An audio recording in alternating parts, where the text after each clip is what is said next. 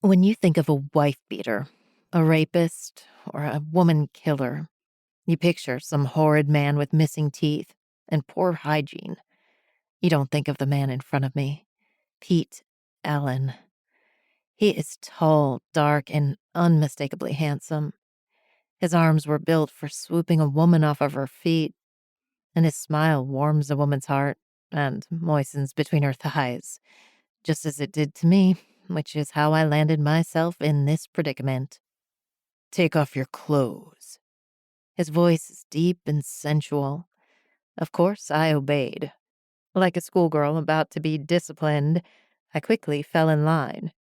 Now lay on the bed.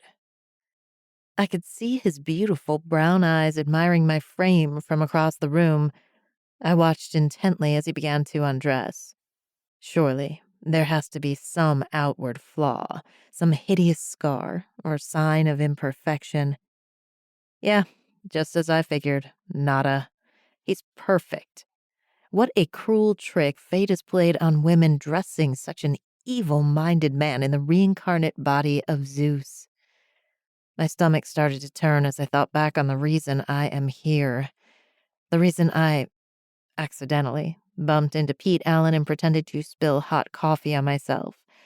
And as much as I would love to feel his hard body pressed up against mine and both of us drenched in sweat from a satisfying and mutual night of passion, that's not the reason I'm here. Wait, you aren't having second thoughts now, are you? Oh, no. I'm just into making things a little more interesting, Mr. Allen. And what is it you have in mind? Sit in the chair and close your eyes. I promise this will be unlike anything you have ever experienced, or he'll ever experience again. Now, what would be the best tool for the... Aha, this will work. Have you ever been handcuffed?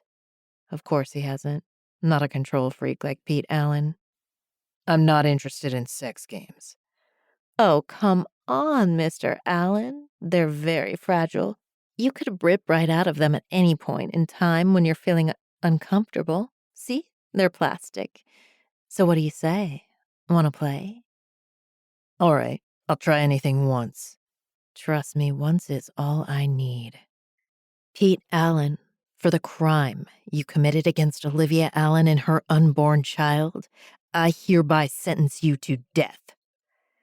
Before he could react to the stinging of the sharp edge cutting into his neck, Pete Allen's blood had sprayed across the room and is now dripping down the walls. Ariel kneeled in front of her dying prey, grabbing his face in her hands.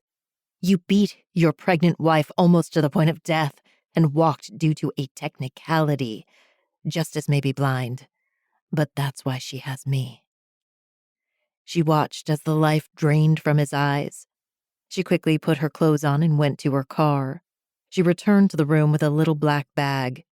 After a quick inventory, she put on a mask and gloves and began erasing any trace of herself from the room.